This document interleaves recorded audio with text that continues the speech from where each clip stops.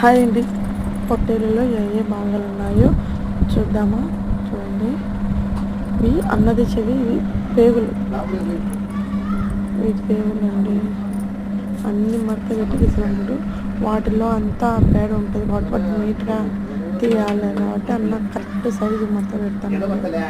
Correct సైజులో అది అటు సైడు చూడండి, లావుగా ఉంది కదా అటు సైడు, అదేమో పొట్ట అండి. మళ్ళీ దాని తోక అందుకు ఇలా ఉందో చూడండి పెట్టాడు.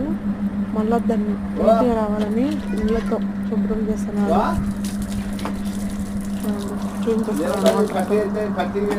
పేరు చూపుతున్నాడు. అటు సైడు పొట్ట అలవాడింది చూడండి, పెద్దగా లావుగా ఇవెల్లా పేగులు చిన్న చిన్నవి,